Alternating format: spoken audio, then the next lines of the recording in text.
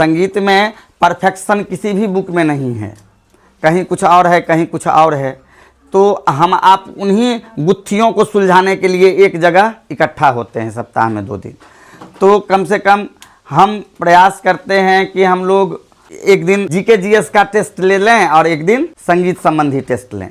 Market में एक तरह का र्यूमर है कि मई में अप्लाई होगा और जून जुलाई में जा कर के एग्जामिनेशन होगा, जबकि शिक्षा मंत्री का जो सदन में बयान है उसके मुताबिक अप्रैल में अप्लाई लेना है और मई में एग्ज़ाम हो जाना है। मिसाइल कुछ नहीं होगा, महिलाओं का जो सीट है, आरक्षित सीट जो है वह आरक्षित है, आप लोग सुरक्षित हैं। सोचें पुरुष, ठीक है, महिलाएं बिल्कुल सुरक्षित हैं, आप अपनी सीट पर हैं, आपको डोमिसाइल लागू होने ना होने से आपको कोई फर्क नहीं पड़ता है। न टीआरई 2 में पड़ा, न टीआरई 3 में पड़ा, आप लोगों को कोई फ़र्क नहीं पड़ा। फ़र्क यही है कि जितने सारे टीजीटी वाले हैं, ठीक है, टीजीटी वाले लोग 9th-10th वाले लोग कम से कम 80% मार्क्स आपके मेन स्ट्रीम में चाहिए। इस कंसेप्ट को बिल्कुल क्लियर कर लीजिए। VVI ही है, लिखिए डमरू डमरू पिनाकी बीना, डमरू पिनाकी बीना, शंख और तांडव, नृत्य का आविष्कारक शिव को माना जाता है। सामवेद तथा गंधर्व वेद संगीत विज्ञान से संबंधित उपवेद हैं। मृदंग वाद्य सर्वप्रथम, सब अलग अलग है। मृदंग वाद्य सर्वप्रथम, स्टार बना करके लिखते चलिए अलग अलग। मृदंग वाद्य सर्वप्रथम गणेश ने बजाया था।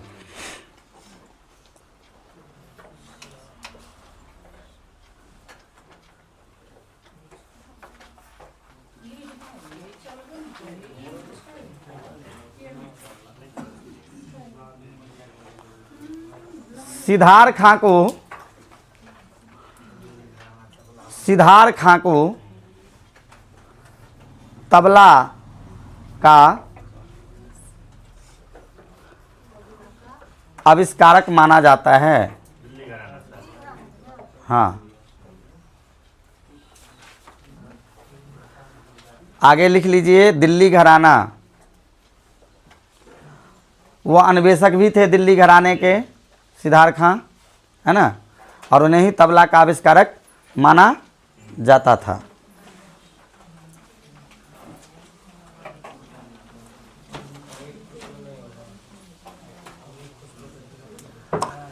कानून वाद्य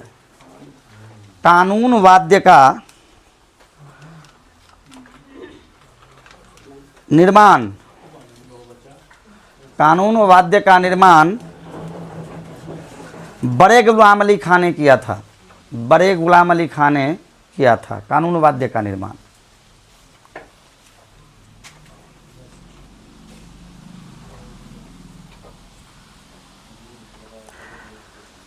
हस्सू खां, हम लोग पढ़े हुए हैं, हद्दू खां, हस्सू खां, नत्थू खां, है ना, ग्वालियर घराना, है ना। तो हस्सू खां की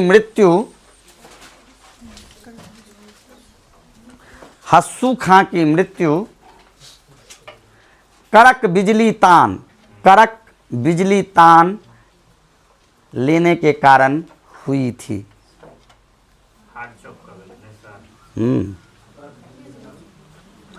कड़क बिजली तान लेने के कारण हुई थी।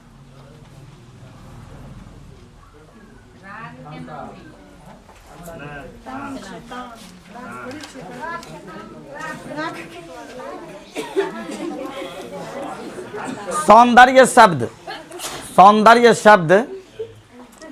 का सर्वप्रथम प्रयोग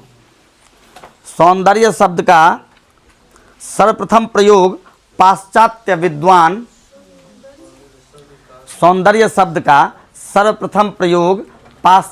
विद्वान ब्राउन ग्राथेन ने किया। ब्राउन ग्राथेन, ध्यान दीजिए यहाँ, ब्राउन ग्राथेन सौंदर्य शब्द का सबसे पहला प्रयोग ब्राउन ग्राथेन ने किया।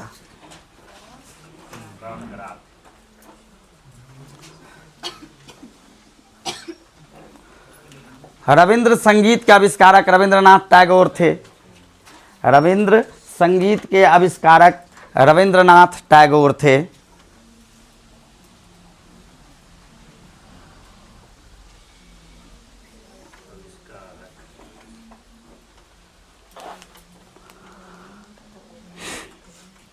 गुरुमती संगीत,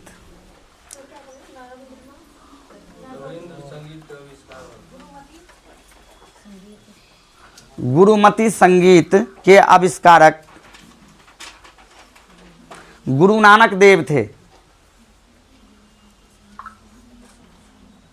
हम आप जो शब्द कीर्तन सुनते हैं और उसकी जो धुन होती है ना, वह धुन कुछ अलग ही टाइप का सुनाई देता है ना, तो वह गुरुमती संगीत है।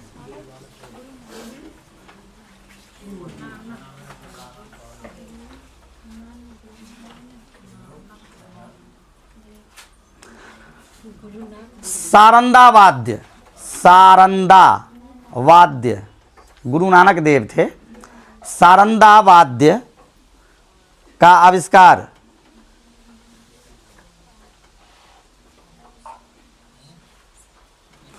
गुरु अमरदास जी ने किया था। गुरु अमरदास जी ने किया था।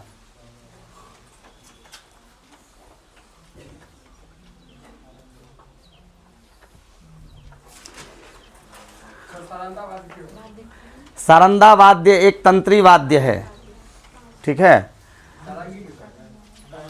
नहीं, सारंगी को नहीं कहते हैं।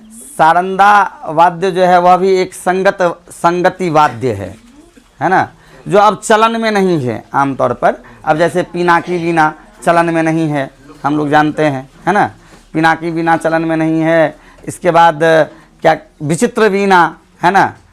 अब ये सब जो है सो यह लुप्त होता जा रहा है ना। तो ये सारंदा वाद्य भी जो था यह एक संगति वाद्य थी, यानी मध्यकाल की, ठीक है। चलिए आगे बढ़ते हैं। हम लोग जानते हैं जो प्रथम भारत रत्न किन्हें मिला था? MS सुब्बुलक्ष्मी, है ना। इनके बारे में लिखिए। MS सुब्बुलक्ष्मी ने सर्वप्रथम, MS सुब्बुलक्ष्मी ने सर्वप्रथम, MS सुब्बुलक्ष्मी ने सर्वप्रथम संयुक्त राष्ट्र संघ के संगीत समारोह में, संयुक्त राष्ट्र संघ के संगीत समारोह में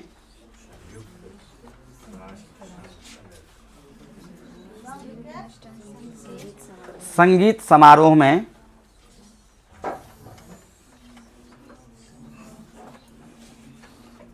भारत की ओर से भाग लिया था। भारत की तरफ से, यानी भारत की ओर से भाग लिया था सन 1966।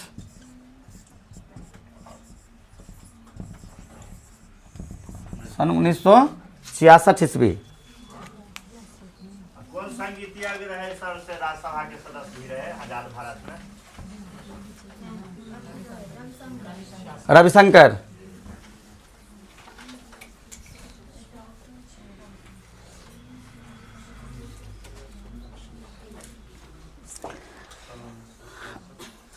आधुनिक भारत में, आधुनिक काल में प्रचलित सुशिर वाद्य हारमोनियम का आविष्कार, आधुनिक भारत का प्रचलित सुशिर वाद्य,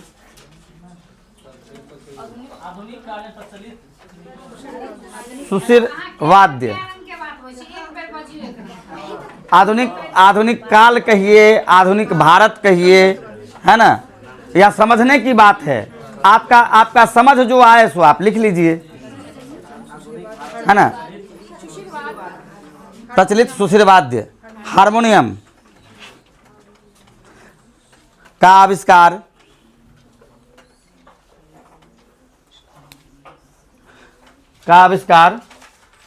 सन 1840 में जर्मनी सन 1840 में जर्मनी के अलेक्जेंडर डार्विन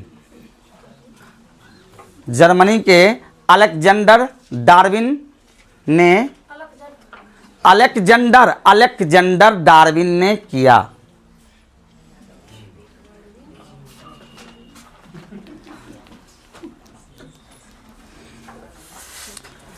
छोटे ख्याल के आविष्कारक अमीर खुसरो तथा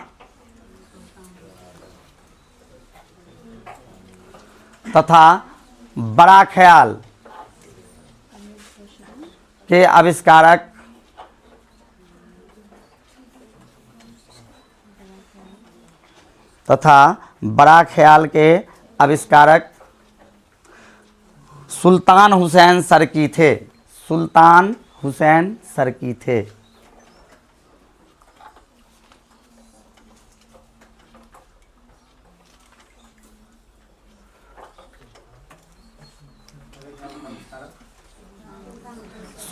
हुसैन शर्की थे।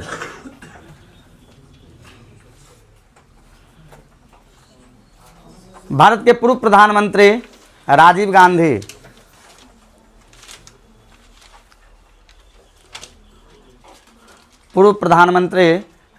गांधी के मृत्यु पर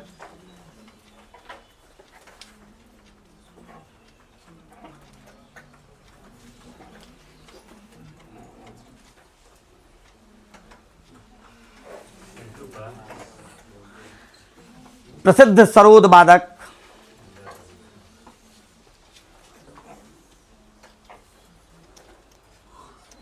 उस्ताद अमजद अली ने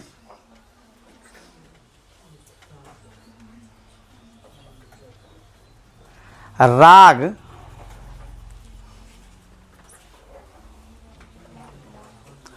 कमलों की रचना की। कमलों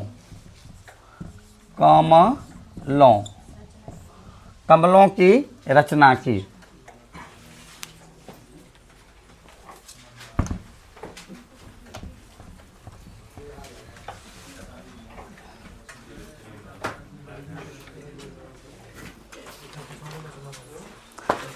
स्वरलिपि पद्धति के आविष्कारक हम लोग जानते हैं, जरा सुन लीजिए एक मिनट सारे लोग।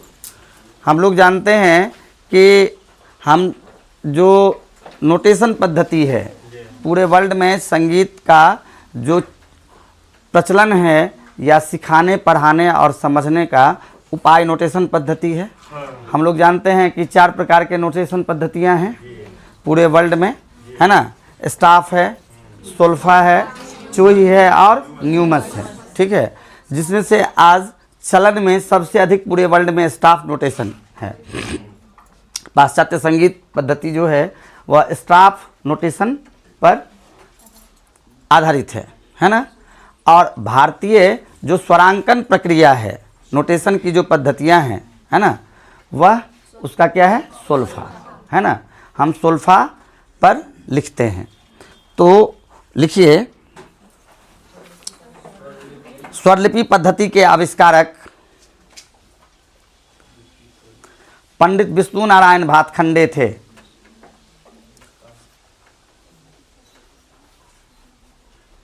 पंडित विष्णु नारायण भातखंडे थे।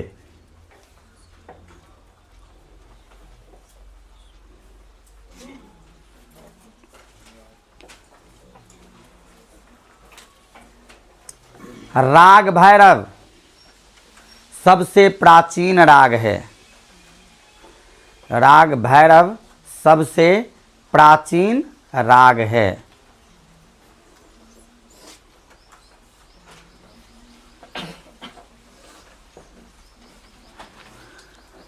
जल तरंग तथा तान पूरा, जल तरंग तथा तान पूरे,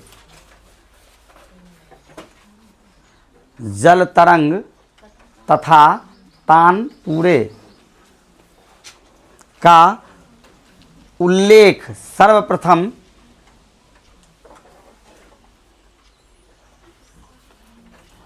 संगीत पारिजात ग्रंथ में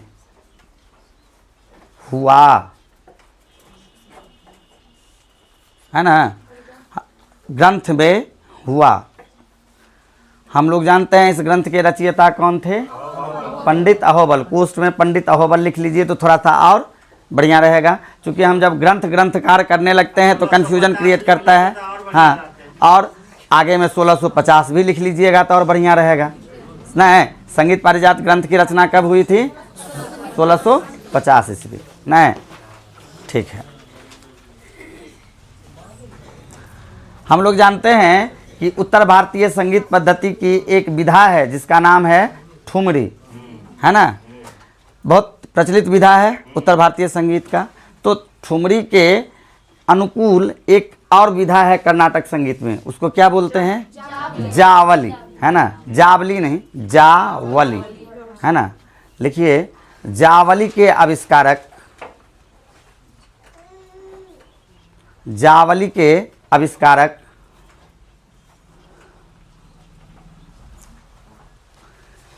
स्वाति तिरुनल थे। स्वाति तिरुनल, यहाँ ध्यान दीजिए, स्वाति तिरुनल, ये जावली के आविष्कारक थे, स्वाति तिरुनल।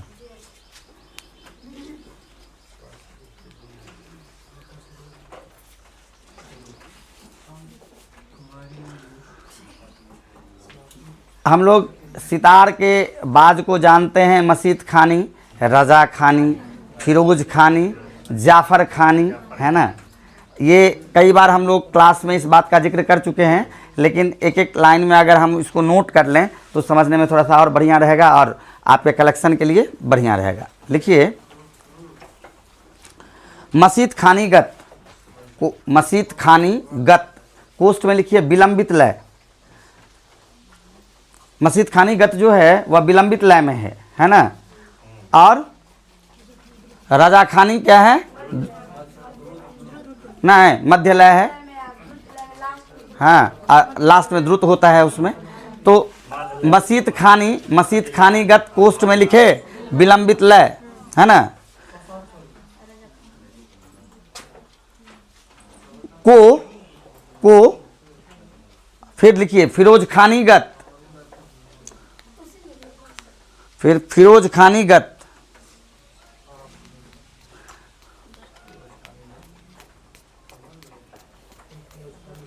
दोनों को दिल्ली का बाज कहा जाता है, दिल्ली बाज कहा जाता है। मसीत खानीगत तथा फिरोज खानीगत, है ना, को दिल्ली बाज कहा जाता है। सितार में ना सर? हाँ, सितार में। फिर दिल्ली बाज तबला में भी है ना। किनारे का बाज, किनारे का बाज क्या कहलाता है? दिल्ली बाज कहलाता है। दिल्ली घराना, अभी हमने जिक्र किया था कि जो आविष्कारक थे तबले के आविष्कारक सिद्धार्थ खां, उन्होंने ही दिल्ली घराने का अन्वेषक भी उन्हीं को माना जाता है, सिद्धार्थ खां को। ठीक है, चलिए आगे बढ़ते हैं। रजा खानीगत कोष्ठ में लिखिए द्रुत लय, यानी द्रुत गत। रजा खानी द्रुत गत को पूरब का बाज कहा जाता है, को पूरब का बाज कहा जाता है, को पूरब का बाज कहा जाता है।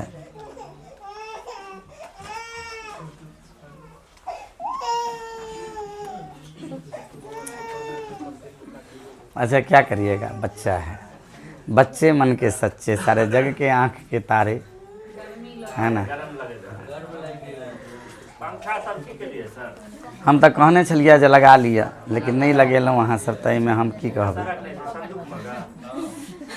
है पंखा।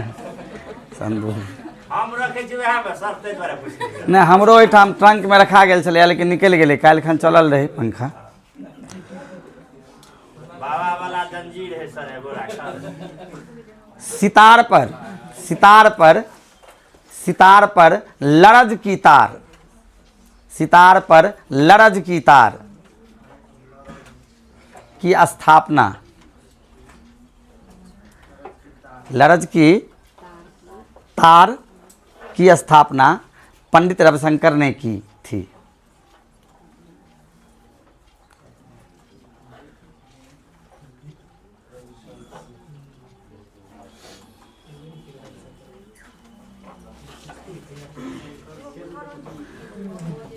सारंगी वादन, सारंगी वादन, सारंगी वादन, सारंगी वादन पटियाला घराने की परंपरा रही है। सारंगी वादन पटियाला घराने की परंपरा रही है।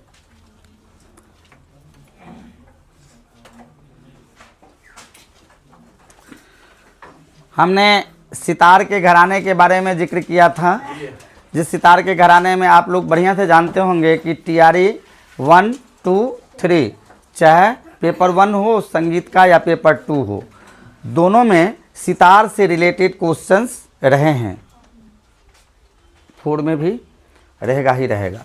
तो मैंने जिक्र किया था सितार के घराने के बारे में, जिसमें सितार के घराने में मैंने बताया था कि सेनिया घराना है ना, सेनिया घराना हम लोग बढ़िया से जानते हैं, तानसेन हाँ का घराना, लेकिन तानसेन का घराना सेनिया घराना गायन का ना होकर के वादन का घराना है ना, सेनिया घराना। और गायन का घराना कौन सा रहा सितार तानसेन का, वह हुसैनी घराना ना है ना, उनकी पत्नी का नाम था हुसैनी, हम लोग जानते हैं। तो सेनिया घराने में एक बढ़िया चीज़ हम आपको बताए हुए थे कि सितार का स्वतंत्र वादन है ना, यानी एकल वादन जो परंपरा रही, वह देन किसकी है, तो सेनिया घराने की देन है। यह बात बिल्कुल दिमाग में रखिएगा और निश्चित रूप से इससे क्वेश्चन बन सकता है, ऐसी संभावना है ना। तो सितार का जो घराना मतलब वादन का तंत्री वाद्य में एकल प्रस्तुति का जो परिस्थिति बना, वह सेनिया घराने का देन है। उसमें हाँ गत शैली नहीं, गत शैली, गत का प्रयोग नरेंद्र जी गत का प्रयोग आमतौर पर केवल सितार के लिए नहीं होता है, तबला में भी गत होते हैं है ना, पखावज में भी गत होते हैं है ना। हाँ तो इसीलिए तंत्री वाद्य का मैंने कह दिया कि तंत्री वाद्य का ये जानना थोड़ा सा बढ़िया रहता है। अब हम लोगों ने एक दिन जिक्र किया था क्लास में कि हम लोग जो प्रिपरेशन कर रहे हैं, तो प्रिपरेशन हम किस किस चीज़ों पर कर रहे हैं, सुनिए सर सुनिए, प्रिपरेशन हम किन किन चीज़ों पर कर रहे हैं, ये सबसे ज़्यादा ज़रूरी है। हम किस किस चीज़ों को पढ़ते हैं, हम घराने में, हम केवल घराना में हम ग्वालियर पढ़ते हैं, आगरा पढ़ते हैं, किराना पढ़ लिए, उससे पटियाला दिल्ली, इससे काम हमारा नहीं चलेगा। गायन का जो विभिन्न घराना है, हाँ फिर वादन का जो विभिन्न घराना है, और इतना ही नहीं नृत्य से भी कुछ घराने। आप अगर टीआरई 3 का क्वेश्चन देख लीजिए तो नृत्य से भी कुछ प्रश्न हैं। मैंने इन द क्लास सब दिनों से कहा है कि एक म्यूजिक टीचर में बच्चा सारी चीज़ों को देखता है। वहाँ आप यह नहीं कह सकते हैं, बच्चा अगर कहता है कि सर हमको भाव करके दिखाना है, नृत्य करके दिखाना है, तो वहाँ आप यह नहीं कह सकते कि हमको तो गाने ही आता है तो हमसे गीत सीख लो। बच्चा जो कहता है वह चीज़ आपको करना होगा। इसलिए आमतौर पर जो संगीत की 3 गो विधा है, मैंने कई रोज़ बताया है, उसमें प्रमुख विधा गायन भले ही है, और गायन करने वाला ना चाहते हुए भी वादन की जानकारी उसके सिलेबस में ही शामिल है, और भाव की, नृत्य की भी जानकारी उसे ना चाहते हुए स्वतः ही हो जाती है ना। तो हम लोग जानते हैं कि सितार का जितना सारा घराना हम लोगों ने पढ़ा, मैहर पढ़ा, और कौन कौन सा पढ़ा बताइए, सितार का घराना और कौन कौन सा पढ़ा आपने मैहर के अलावे? हाँ सेनिया घराना, मैहर सेनिया और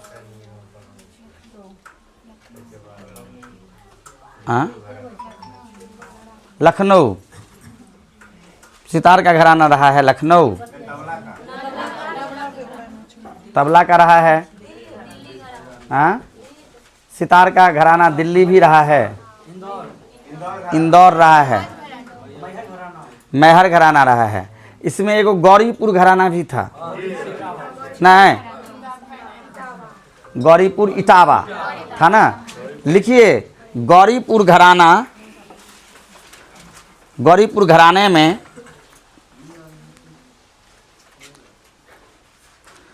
6 तारों के सितार का, गौरीपुर घराने में 6 तारों के सितार का प्रयोग किया जाता है।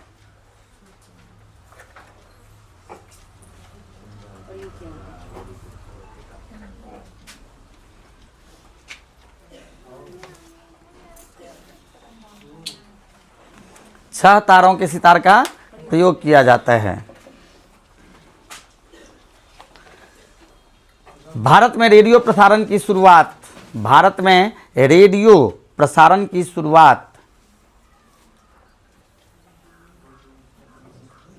रेडियो प्रसारण की शुरुआत 1927 ईस्वी में हुई। रेडियो प्रसारण की शुरुआत 1927 ईस्वी में हुई।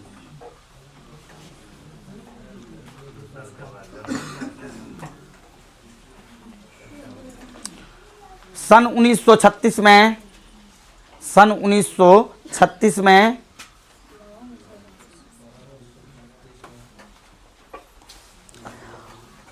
ऑल इंडिया रेडियो रखा गया।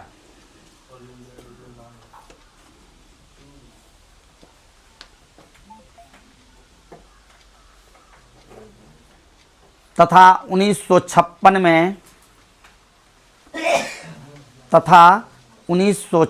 में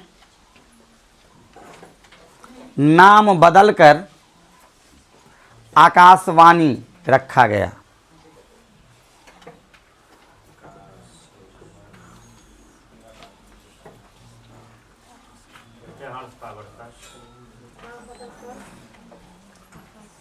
आकाशवाणी रखा गया। दूरदर्शन की स्थापना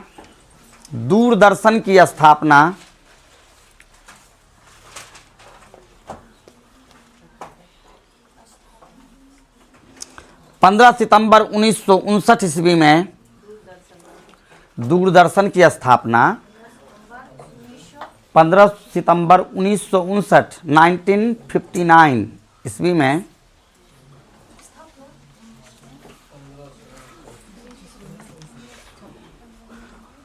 1959 ईस्वी में दिल्ली में भारत सरकार द्वारा की गई।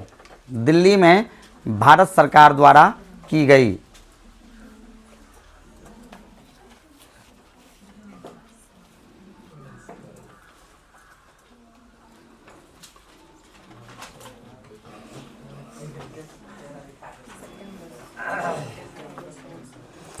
देखिए इलैया राजा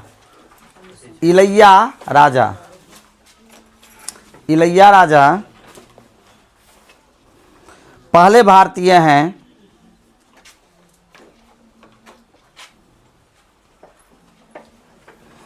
जिन्होंने 1993 ईस्वी में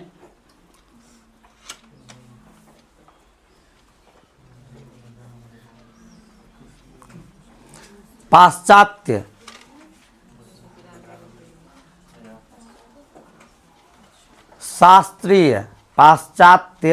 शास्त्रीय सिम्फोनी की रचना की।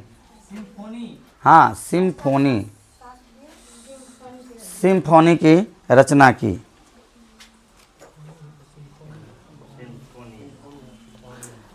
राष्ट्रगान जनगण मन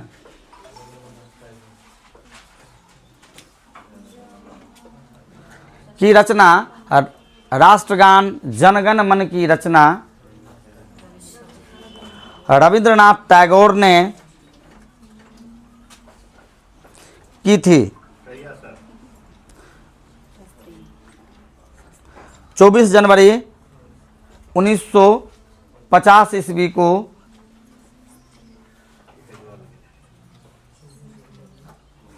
संविधान सभा ने 24 जनवरी 1950 ईस्वी को संविधान सभा में इसे पारित किया गया।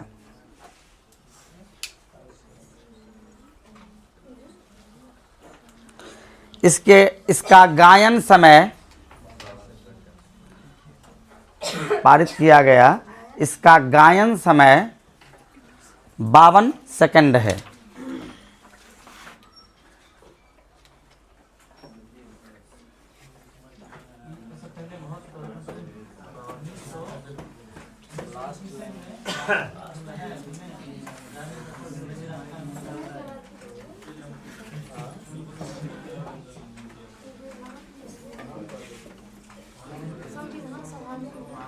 पारित किया गया।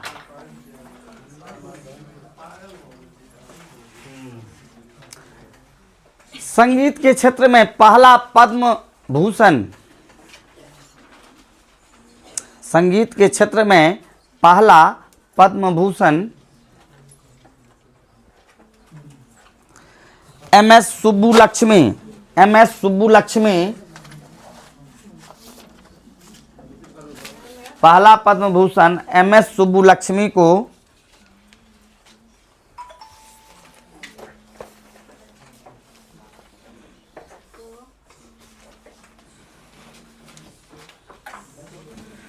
1954 ईस्वी में मिला। 1954 ईस्वी में मिला।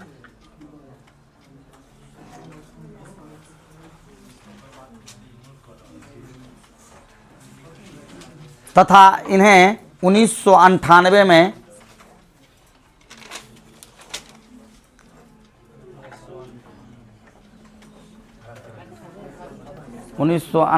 में 8 ठीक से लिखिए, भारत रत्न भी मिला।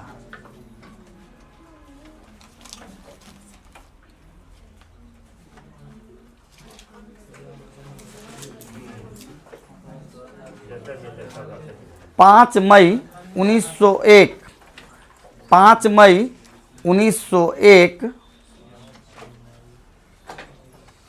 5 मई 1901 ईस्वी को पंडित विष्णु दिगंबर पुलुस्कर ने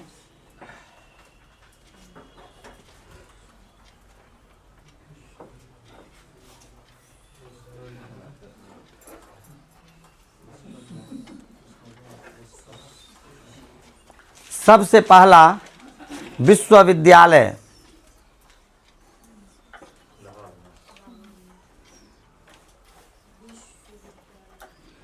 लाहौर में गंधर्व मंडल की स्थापना की।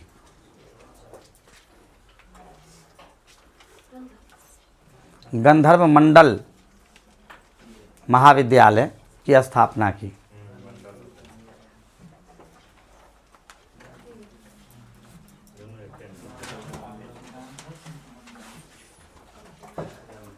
शरण रानी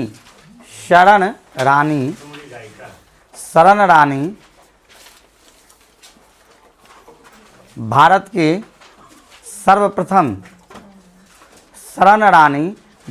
की सर्वप्रथम सरोद वादिका हुई।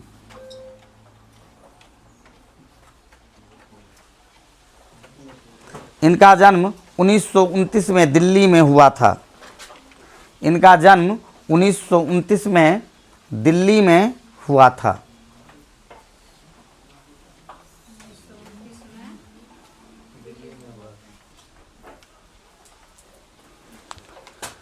बागेश्वरी कमर बागेश्वर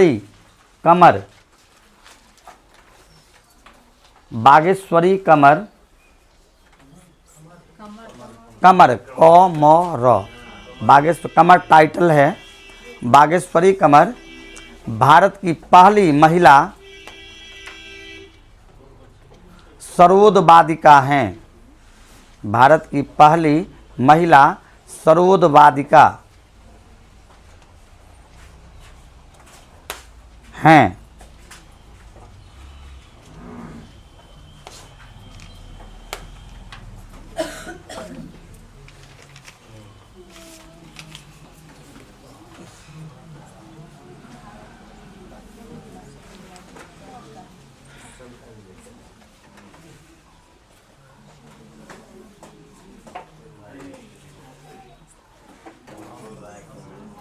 थाट पद्धति के आविष्कारक, थाट पद्धति के आविष्कारक पंडित विष्णु नारायण भातखंडे हैं।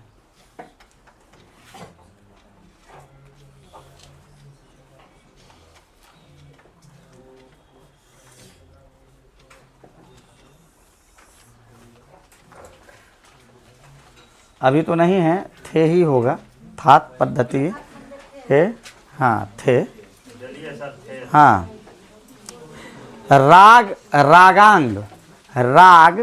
रागांग पद्धति के आविष्कारक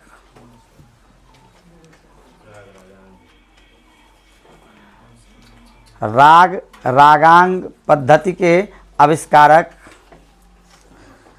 नारायण मोरेश्वर खरे, नारायण मोरेश्वर खरे थे।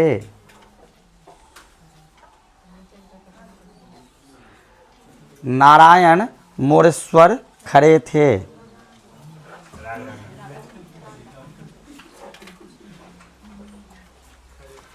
मेल पद्धति के जन्मदाता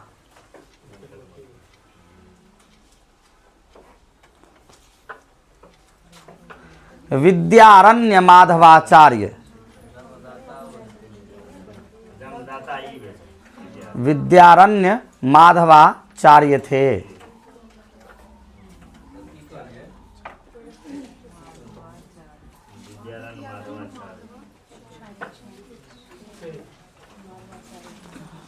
ठुमरी गायन के, हाँ, माधव विद्यारण्य है ना। इन्हीं विद्यारण्य, इनका जो नाम है क्या नाम है, विद्यारण्य माधवाचार्य है ना। चलिए अब लिखिए, क्या लिखा रहे थे ठुमरी गायन के आविष्कारक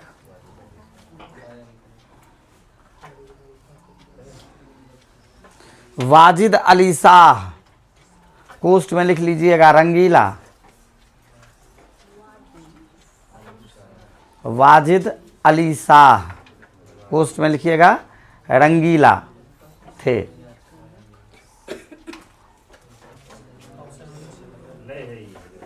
हम लोग जानते हैं कि ध्रुपद के आविष्कारक राजा मान सिंह तोमर थे।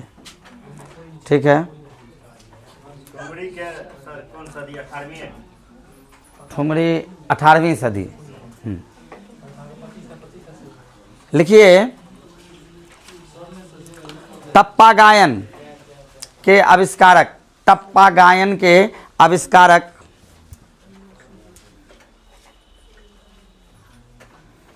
गुलाम नबी, कोष्ट में लिखिएगा सोरी मियाँ को माना जाता है।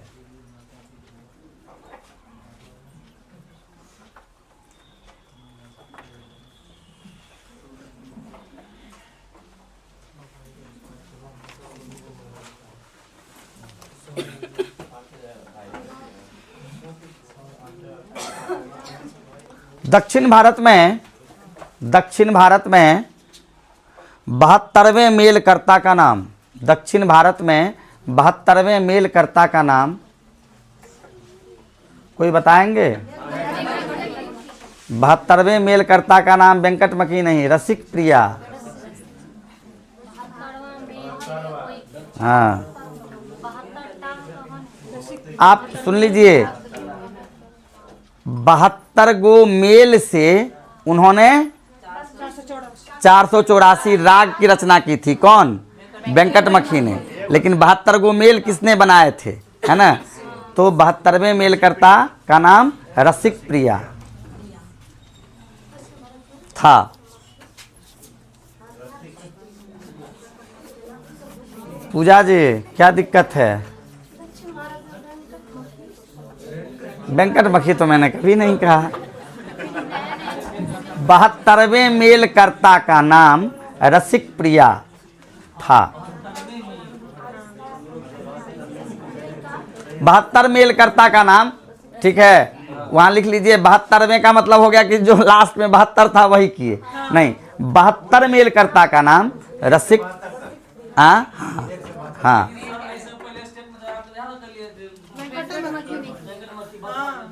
मानल के सुनिए सुनिए, वेंकट मखी ने माना था 72 मेल से 484 राग की रचना की थी। 72 गो मेल ही उन्होंने बनाया था, ऐसा कौन कहता है? कहाँ पढ़ा है आपने कि एक से लेकर के 72 गो मेल वेंकट मखी ने बनाए, या कहाँ पढ़ा है आप? 72 मेल से 484 राग की रचना की, है ना? यानी एक मेल से उन्होंने बताया कि इतने राग निकल सकते हैं, यह बताया था वेंकट मखी ने। हाँ, एक मेल से 484 राग की रचना हो सकती है। यह सिद्धांत वेंकट मखी ने अपनी पुस्तक चतुर्दंडी प्रकाशिका में दिया था।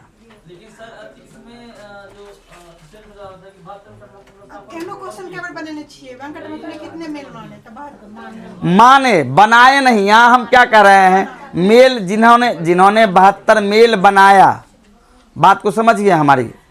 हमारे आपके यहाँ अभी सुनिए, हमारे अभी आधुनिक भारत में या आधुनिक काल में, भारत की ही बात नहीं करें, आधुनिक काल में कितने थाट मानते हैं हम लोग? 10 थाट मानते हैं। वह देन किसका है? भातखंडे जी का है ना? और वहाँ क्या कहते हैं, कर्नाटक पद्धति में कितने मेल माने जाते हैं? 19 मेल माने जाते हैं, है ना? तो इसका श्रेय किनको जाता है? पुरंदर दास को जाता है। लेकिन हम मध्यकाल के समय में चलते हैं, तो मध्यकाल में जो 72 गो मेल माना गया था, अब यहाँ क्या है कि 72 मेल जिन्होंने बनाया, इन्होंने माना, वेंकट मखी ने 72 मेल माना, और उस आधार पर एक मेल से 484 राग की रचना बताई। अरे वे को काटिए ना, हम उसको शुद्ध कर दिए हैं। आप एक चीज को पकड़ करके लटके हुए रहते हैं।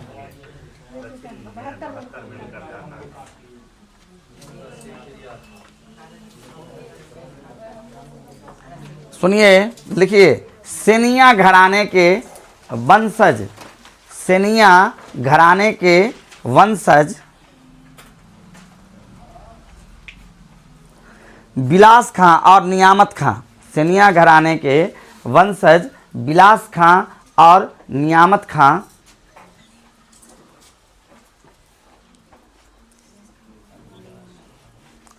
बनारस में बस गए। बिलास खां और नियामत खां बनारस में बस गए।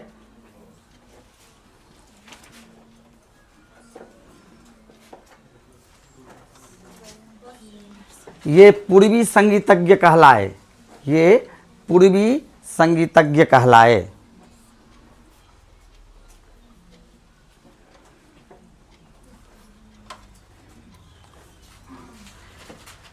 सेनिया घराने के, फिर से सेनिया घराने के वंशज सूरत सेन, सेनिया घराने के सूरत सेन के वंशज, यहाँ थोड़ा सा शुद्धि करना चाहूँगा। सेनिया घराने के सूरत सेन के वंशज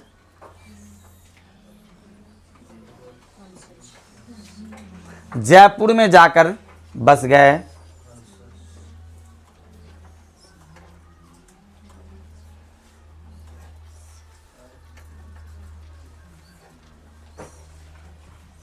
ये पश्चिमी संगीतज्ञ कहलाए।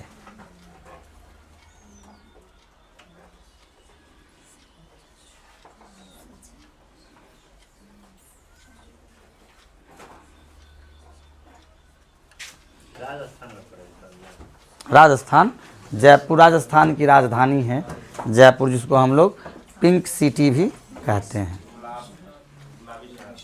गुलाबी शहर। ठीक है।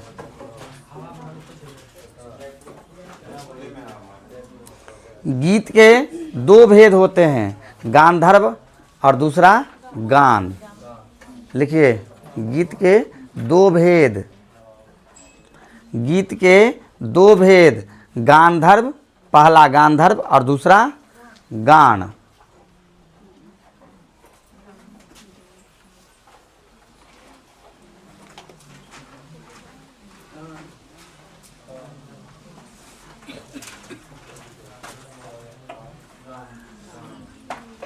हम लोगों ने ग्राम के बारे में जानकारी लिया है कि ग्राम हम लोगों ने पढ़ा कि 3 गो ग्राम होते हैं, है ना, जिसमें सरस ग्राम और मध्यम ग्राम चलन में रहा और गंधार ग्राम गांधर्वों के साथ चला गया, विलुप्त हो गया, है ना।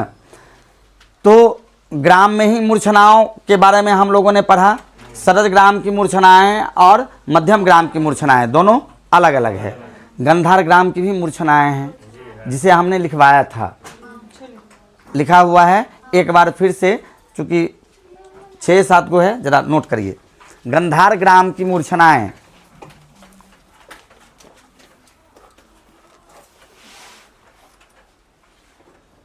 नंदा विशाला, नंदा विशाला,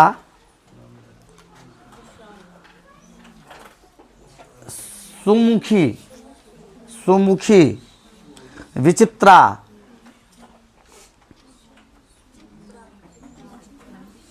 रोहिणी,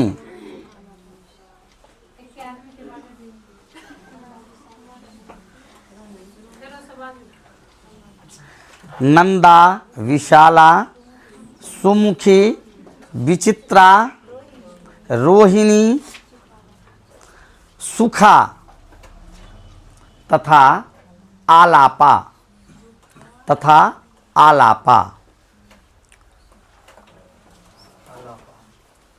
हुआ? क्या गो हुआ? 8 गो हो गया।